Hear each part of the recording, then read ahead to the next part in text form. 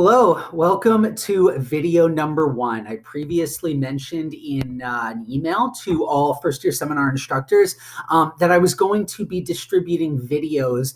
I don't think of these so much as training, but I do think of it as a way of establishing common goals, common philosophy, and a common idea of how to achieve the goals that we all have for our students, and especially for first-year students within this program. So this is the first one. I want to give some history both nationally and institutionally about first-year seminar programs. I want to then talk about what is different this year as opposed to any other year that I've personally been employed at the college, and that probably goes the same for many of our colleagues in this program. And then finally wrap up by introducing you to my plan to distribute resources, my plan to make certain resources available to everybody that's signed up to teach a first-year seminar. So FYS, goals and overview. Let's get to it. Guess I already kind of covered this, but my agenda for this video here today is I will be introducing trying to establish what first-year seminars are nationally. We all have a pretty good sense of what it is at Albion, but I want to present some national data so we can situate our own program. I want to talk about the idea of building institutional goals into the FYS curriculum, reinforce the guiding philosophy of building capacity to do college work and building community among our students and within the classroom. And then, as I said, finally introduce you to the resources that the First Year Seminar Task Force is making available to everybody now and in the future that will be teaching first year seminars. Okay, so here's the national history. FYS programs are extremely common things nationwide. And in fact, as of article published by Young and Hop in 2014, they found that by 2012, based on a survey of responding institutions, the N of all these graphs that I'll be showing you today is 525. They found that nearly 90%, 89.7 to be exact, of institutions, this includes 2- and 4-year institutions, this includes public and private, offered some kind of a first-year seminar program. Some kind of a first-year seminar program. As we're going to see on a few slides down the road, the style of first-year seminars differs broadly throughout the country. So this is in many ways the modal outcome for first-year students. Based on this data, we see that 90% of institutions are offering some kind of a first-year seminar. However, let's look at this same graph, except extended out a little bit later.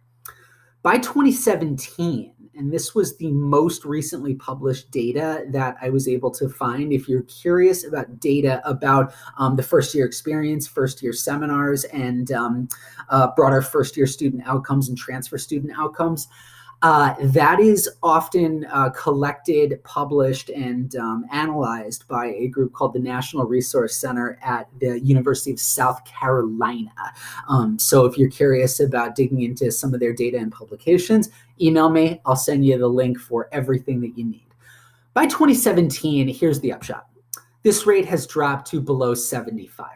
Now, 75% is still a majority of institutions, but that's a bit of a decline. And then so over a 2-year stretch here, we see this long-running trend reversing. So what I'm seeing from 1991 all the way through 2012, every single year we see an increase in institutions offering a first-year seminar from 65.5% in 1991 up to almost 90% in 2012. And then for the first time in 2 decades, that starts to decline. Question is why? I'm not going to get into the analysis here. I can certainly try to make that as available to you as I can if you're interested. But the researchers who studied this examined a bunch of a bunch of possibilities. The first was maybe there was measurement error in all these other previous years. Maybe there was researcher error. And what we were seeing from 91 to 2012 was an overestimation of the prevalence of first-year seminars nationwide. So that's possible. As I said, a previous overestimation. Maybe they've made a mistake in how they've measured something, or maybe they've previously overestimated the rate of first-year seminar offerings. Or perhaps it's an actual drop in prevalence, because this is a pretty steep decline from 90% down to 75%. The magnitude there is statistically significant, strongly statistically significant.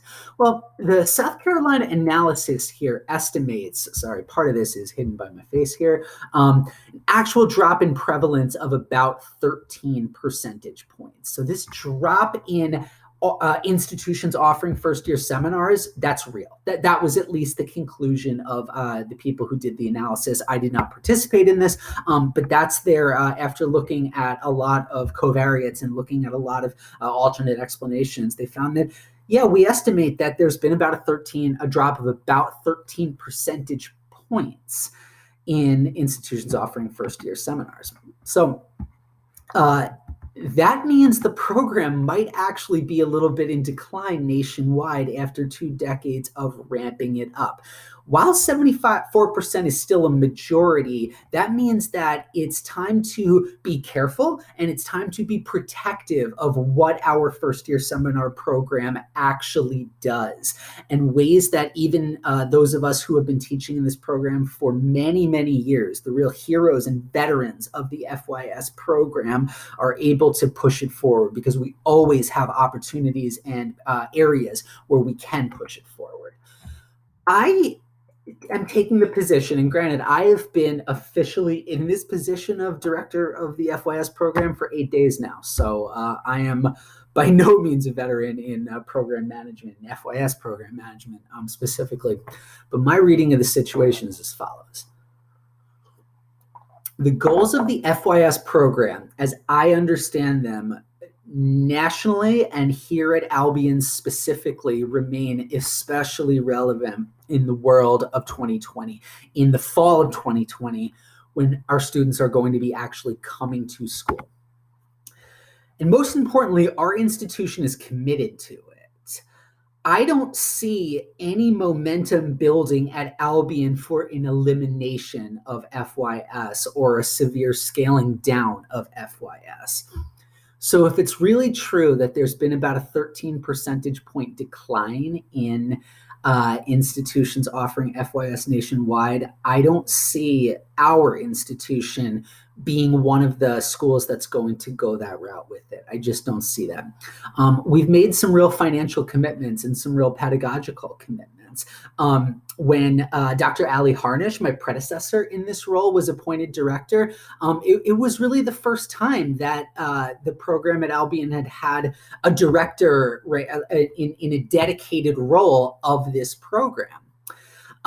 We get bonus stipends for the extra advising duties. So there's been kind of a philosophical commitment by appointing a director, and there has been a financial commitment by tying money to the advising responsibilities and tying course funds to the types of things that you might want to do with your students for field trips that are probably, unfortunately, not going to happen this year.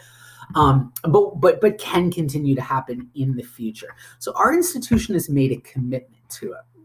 That gets me to want to look into what kind of program we actually have and how that looks nationally. So while we are part of the majority of institutions, the 75% thereabouts, that offers a first-year seminar program, not every FYS is created alike. So we have a program, as you can see here on this pie chart. And just as an aside, when it comes to the graphical presentation of data, I hate pie charts. I think the only advantage they have is that they're colorful, which, to be clear, is an advantage. But those of you that, if you're familiar with my work, I absolutely hate pie charts. But nevertheless, this one's okay to me. This one looks all right. And it shows me that Albion's specific program, in which we have academically based seminars on various topics chosen by the instructor of the class, is actually not the norm nationwide. That fits in with about 22% of all first-year seminar programs. What's slightly more common is actually this extended orientation model, where it's not really a full unit or a 3-credit class, to use the credit language that other schools use.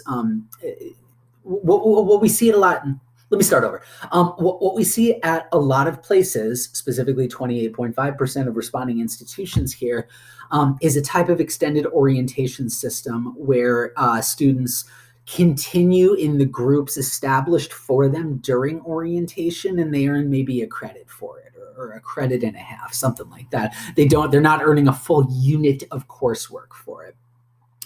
24% of FYS programs are academically based and usually run for a full unit, but they are uniform content. So this would be like all 36 of us are given the same syllabus and the same course materials and told to just execute the same material in the classroom.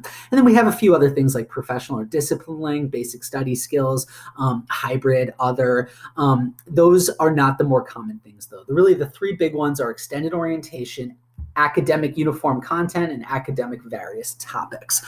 So while we are in the majority nationwide for having an FYS program, we aren't in the way that we actually do it. Now, I view this as an advantage. It does have some challenging aspects to it, but I very much view this as an advantage. We have great freedom in the classroom for how we want to construct this class. That is freedom that drew me to this program in the first place, right? Part of the reason I wanted to teach a first-year seminar in the first place was because I just saw such a sheer amount of freedom in what I could do in the classroom. And it was new, it was exciting, it was interesting in a way that was professionally revitalizing for me. So that's a goal that I have personally for myself and for this program that I am directing now. Now, the downside of that is it does make coordination across seminars more difficult.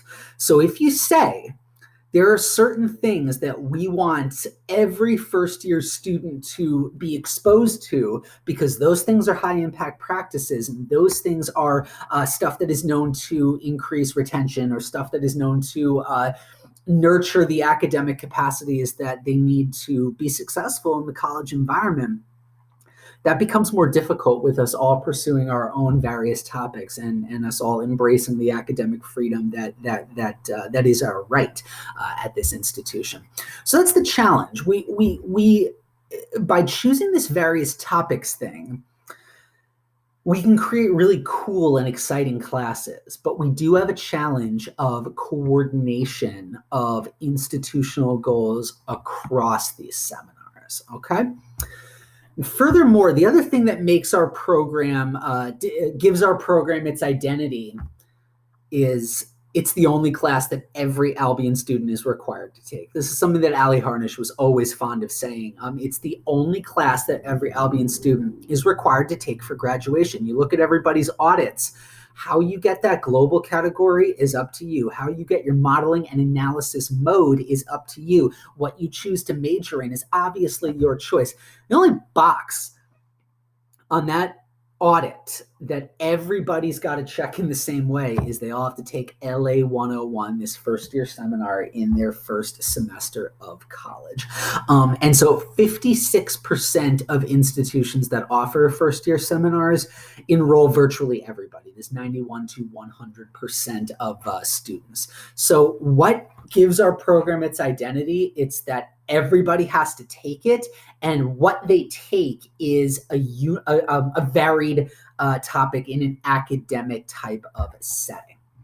So that's the vision that's been created for us, right? A lot of us at this school, like, we kind of inherited this program, and I personally wasn't really in charge of, I certainly wasn't in charge of creating it, but that's its identity, and that's not an identity that I want to change. college. It's an identity I want to work within to get the best outcomes we possibly can for our students. So what's the point about going through this identity of our program and how it stacks up nationwide to what the models are and what the normative type of FYS program is?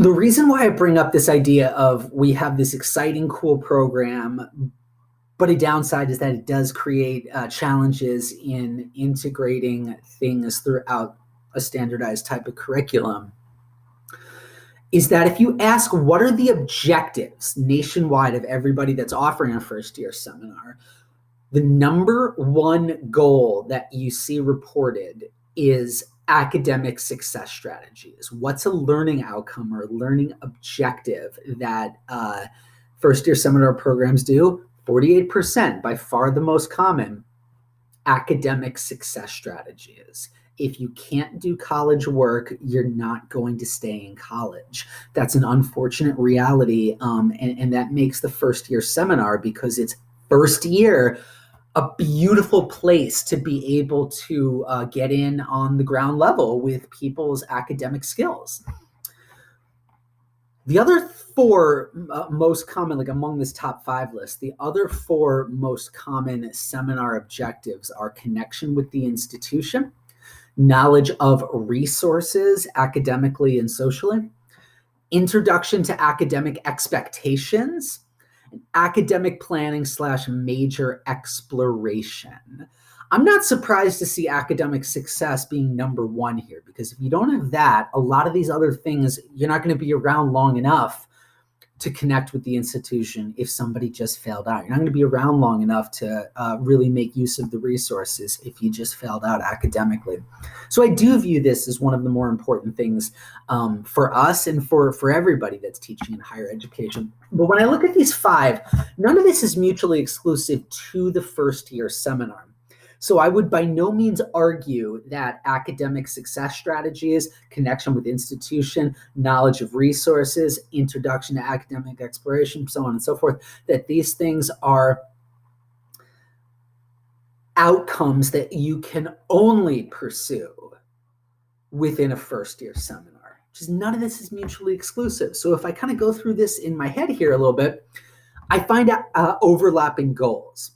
So when it comes to connecting with the institution, let's not kid ourselves. We do that, but so too does orientation. So too do the clubs and the sports teams that people play on. So too does the peer groups that people form. So too does the common reading experience. And there is a video coming on that in the very near future as well. Knowledge of resources. Well, I know orientation does quite a bit of that. I know the peer mentor community meetings do a great deal of that. They have a scavenger hunt around campus for the various resources socially and academically that they are entitled to make use of. I know Britain Path does quite a bit of this as well. So we're doing this in first-year seminar classrooms, but so are other people.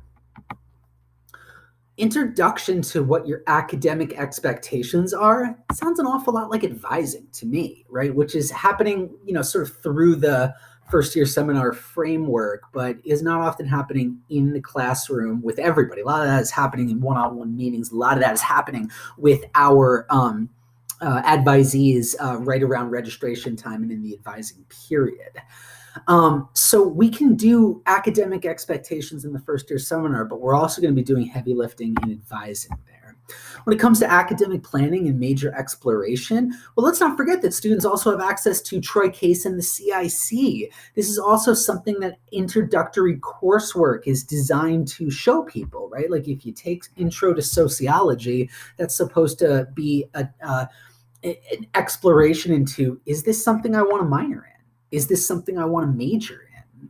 And advising. We also do quite a bit of this in advising as well. So all of these things can be done in other places. They might actually be done better in other places. So when I look at the assessed outcomes for selected programs and compare where is this happening in advising Where is this happening in orientation, and where is this happening in first-year seminars? There's a couple of things that emerge here. So just a little background on reading this graph here. Of the institutions that responded to this University of South Carolina survey,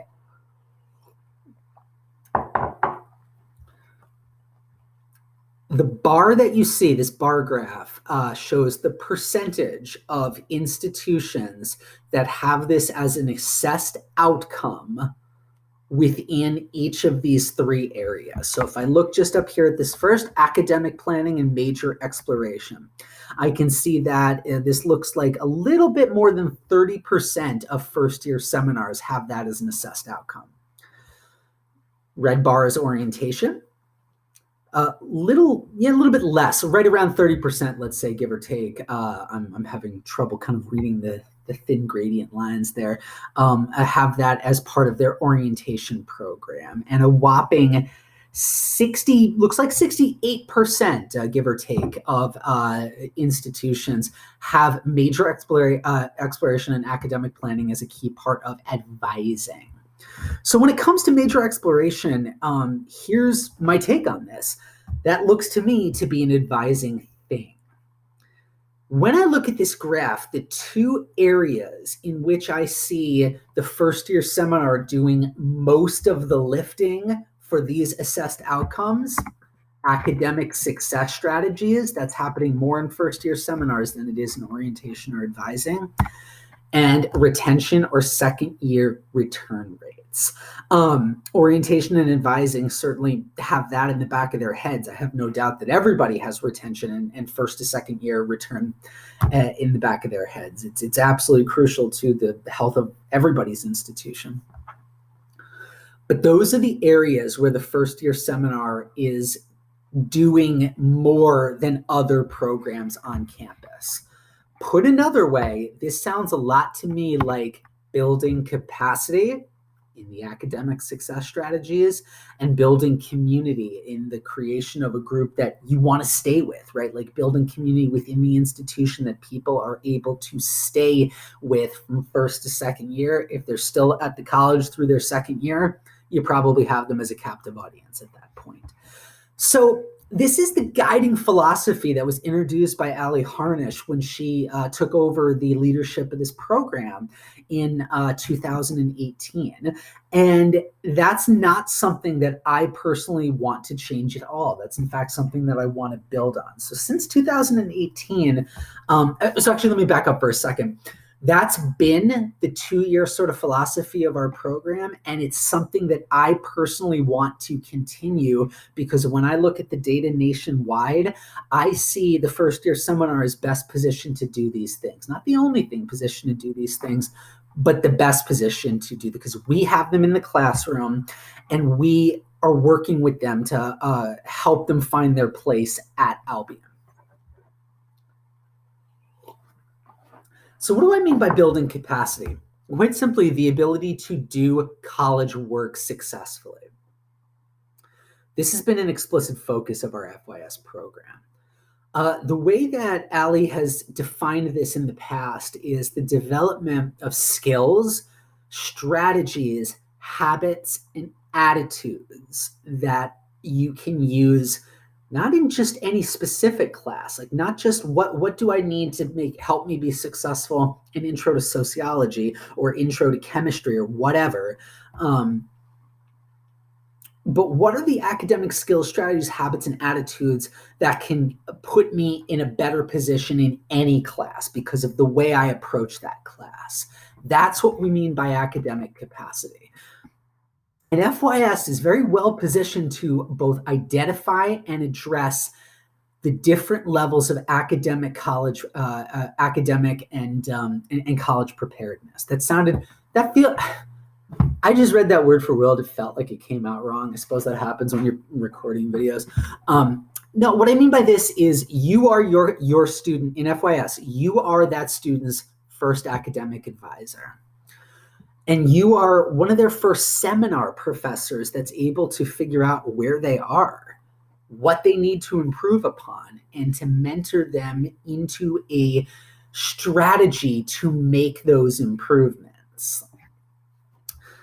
I remember, just as an aside here, when I got to graduate school, my graduate program required us to take a very high number of statistics and quantitative methodology classes, and that was always something that, like, I took those classes and I learned I really liked my statistics classes, but I was never the type of person that sat down, looked at equations, and figured it out intuitively. I really benefited from having professors in graduate school who taught me methodology and gave me that base in order to start using various methodology. I really needed that in order to be able to use and publish with these methods today.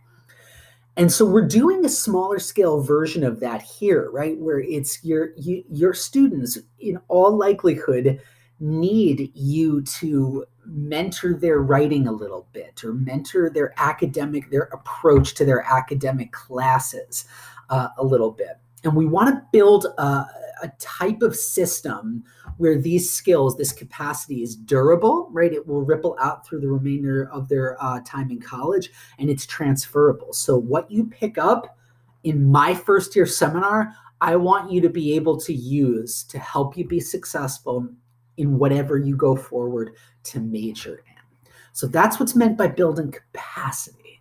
Secondly, building community. Students need to feel at home in college. They're not spending that much time in the classroom, right? If you look at the number of contact hours that we have, feels like a lot, and it certainly feels like a lot in the module system that we've adopted. But they're spending more time outside of the classroom than they are within it. So what we need to do in order to build a more holistic type of student, build community, right? Build community in the classroom that connects people to the broader institution, and not just in an academic way, in a social and cultural way as well. So I think of this in ways of cultivating a very positive advisor and advisee relationship, establishing a sense of belonging and purpose for them, orienting students to the campus resources that they need in order to thrive and in order to be successful, and perhaps most importantly, building their college social safety net.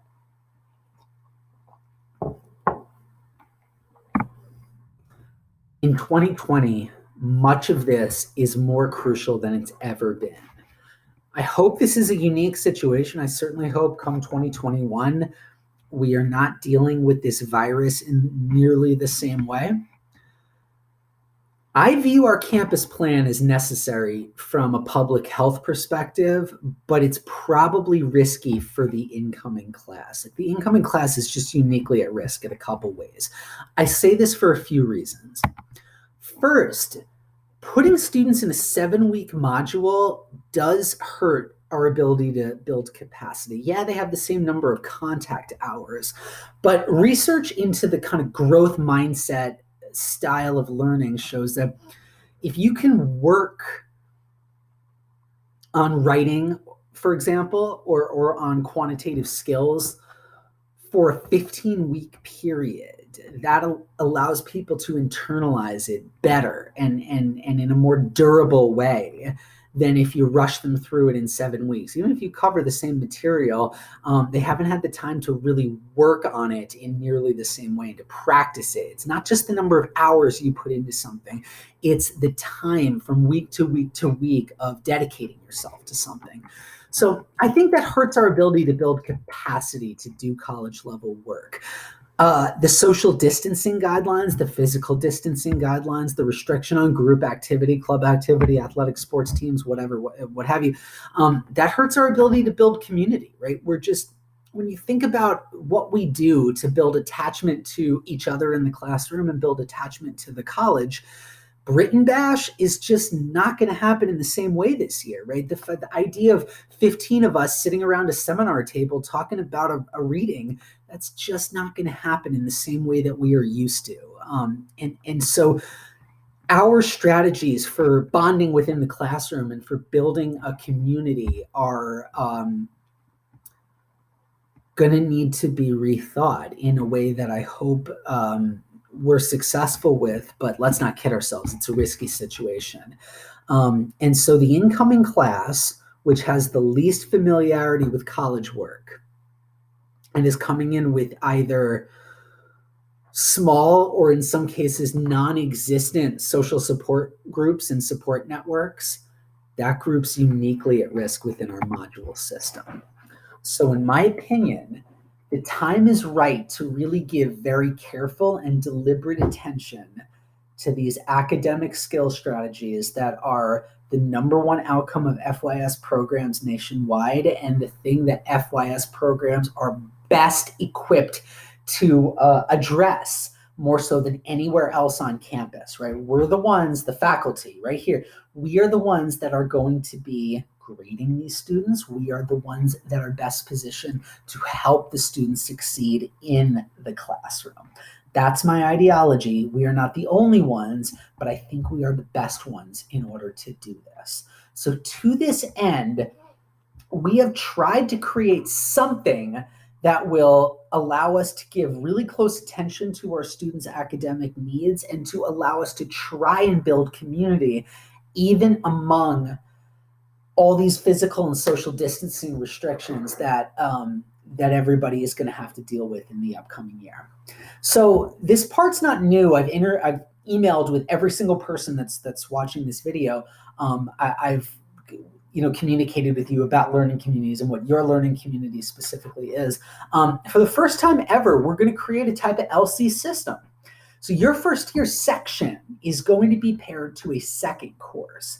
And in some cases, you might be the professor for both of these classes, which sounds both extremely exciting and also a little bit scary. Like, if I'm being honest, it's intimidating to have them for that period of time, and it's a lot of pressure, in my opinion. But it's an unprecedented amount of freedom and control that I also find very exciting. And so across these two classes, there is absolutely no requirement that you change your first year seminar or you change the intro class that it's paired to. Key thing is that we want the students to get two in-class, like in-person, in-class experiences in those first 7 weeks, and they do it in a way that is safe from a public health perspective. So you're going to have identical rosters across the two courses. That type of learning community outcome has some real potential benefits for not just the student, but for our institution as well. Learning communities, I don't want to go too far with this analogy because most learning communities are things that are very deliberately put together and designed over the course of a year or two, and ours emerged over the course of a month or two. But if we look nationwide, we can see that there's increased first to second year retention in the places that this has been studied. And we also see that there's an elevated perceived value of academic skill, especially if students can see how what they're learning in one class can be applied to a second class, right? That's the idea of durable and transferable skills. That elevates the perceived value of somebody's education, which probably has the side effect of improved academic satisfaction and that increased first to second year retention. So this has been studied, in 2001, a little bit dated there, 20 years ago, but Crispin 2001, Kripp 2005, Finley and McNair 2013, recent learning community articles that I was able to pull some very positive information out of.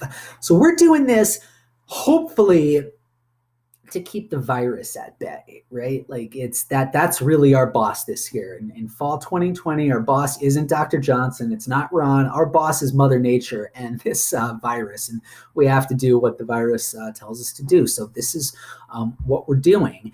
The learning community side of it, though, if we think very strongly about how to reach our students within this, I think we could have benefits for years to come based off of this, though. So where can we find common ground? Because remember, it's the one class that everybody's required to take, but we do have very varied academic topics around these first year seminar sections. So I'm well aware that the skills that are going to help a student excel as a sociology major are not the same skills that they need to excel in chemistry. That being said, these are not completely mutually exclusive disciplines. There are still things that will help a student succeed in either of these classes. This is the idea, not to repeat myself, but I will repeat myself. Some college competencies are durable and transferable. So, in hoping to prepare people for this upcoming year and to prepare myself for this upcoming year, where I will obviously be teaching a first-year seminar,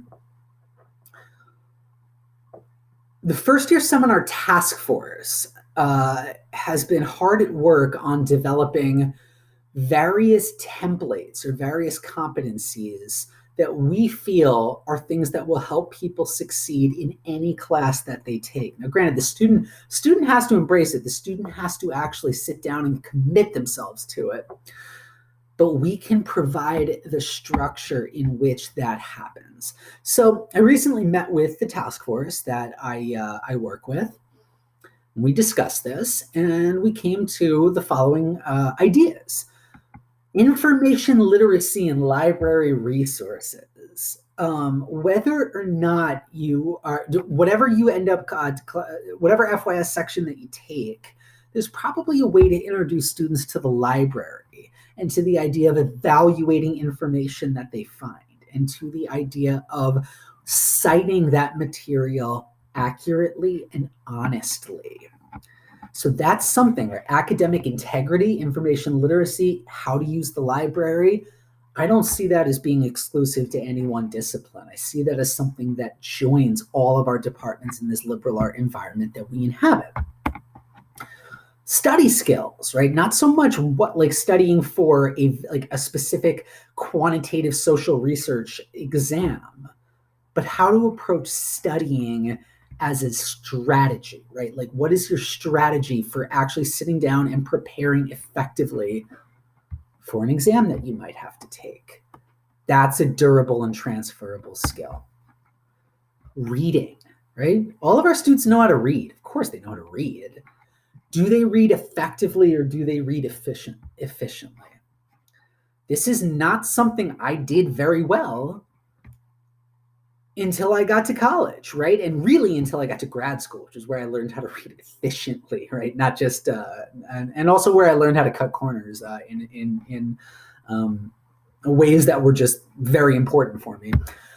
So reading skills, writing skills. Your students are going to have to write a lot. They're going to have to read a lot. They're going to have to study a lot. These are the skills that we feel can be integrated into and addressed and nurtured within the FYS framework, because you are their first academic advisor and you are the person that's getting them in their first semester of college. And you can really evaluate where they are, meet them where they are, and work with them to improve and connect to the resources that they need. Note-taking skills. Another thing that people, like students know that they're going to need to study, read, write, and take notes. Whether they do it effectively is a highly varied thing. And then finally, time management. So these things are going to be, these are things that we feel we can integrate into our first year curriculum. And to that end, the first year seminar task force, thanks to the efforts of everybody that I work with over the summer, has created templates, lesson plans, ideas, examples that you can use either to deploy within your own classroom to the end of nurturing study skills, reading skills, writing skills, so on and so forth. Or you can read and use it to spark your own creativity for how this would work best within the freedom of your own syllabus. So all of that is posted to the course page. Most are already up. A couple will be going up later this week.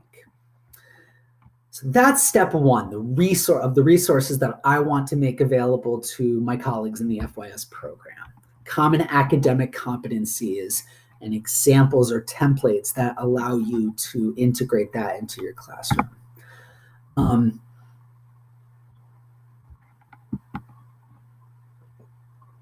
guess I kind of repeated myself here. I probably should have reviewed the end of this before I did this video. I'm sorry. Let me just go forward. So yeah, to this end, the CRE has created a resource base that is the task force, the FYS task force, pardon me, designed to help you incorporate explicit attention to those competencies into your seminar. The key thing here is we've tried to design these in such a way that they can be adaptable to social distancing guidelines, right? They're not super dependent upon everybody sitting in a circle or people talking face-to-face to one another. These can be adapted to social distancing guidelines. They're able to be deployed. I mean, sometimes there's going to have to be movement one way or the other, but they can be deployed either live in the classroom or in a recorded fashion if that becomes something that we have to do.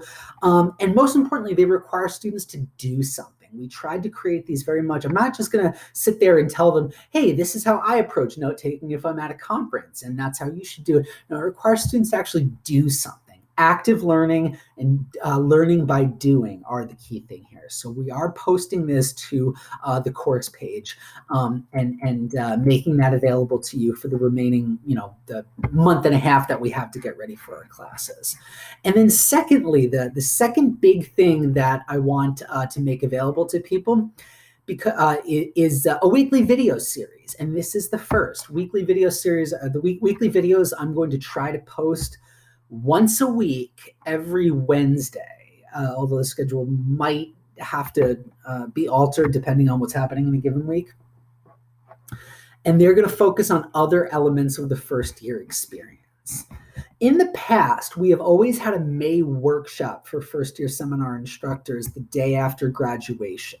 And that's an opportunity for various elements of campus, various offices and people to communicate something to all FYS instructors all in one place. In the absence of that, I've asked, I will be recording some myself, but I've asked other people to create some videos that serve that purpose. What do we need to know about what's going on in other areas and other parts of campus? So we're going to have a video going up shortly about the Peer Mentors program, introducing you to what that is, what's going to be different about it this year, and what you can expect based off of your, what you can expect to get out of the mentor that you will be partnered with. There'll be one going up very shortly about the common reading experience, how you can use that and what resources are available to you. FYS as a tool of equity, as a way to pursue equity and as a way to pursue, I don't know where I'm going, the way to pursue equity within the classroom and within the college, right? Remember, this is the one class that everybody is required to take. And that makes it a powerful opportunity and a powerful place to develop in these equity-based institutional goals that President Johnson has signaled are a priority for him. We'll have a video going up about Learning Support Center resources and connecting students with those. We'll have a video going up about advising, how to do it effectively, and the resources available to you as a first-year instructor, a first-year seminar instructor related to advising. And finally, student intervention, what it is, when it happens, and what outcomes you can expect from it. I realize that watching YouTube videos is not exactly anybody's idea of a fun summer, but we work with what we've got, right? And what we have right now is a physically distanced environment in which the best way we have to interact with one another and the best way I have to try to help my fellow FYS instructors and help my colleagues here is make as many resources available to you and count on your creativity and count on your knowledge of your own program, your own class, your own syllabus to do these things. So that's my ask of you, to engage with these resources and to pay some deliberate attention to durable, transmittable skills to make your FYS section part of this broader college community. So where can you find any of this stuff? Let me close out of the PowerPoint here and I will show you. What I have pulled up here is the course page. Of course, everybody's familiar with this.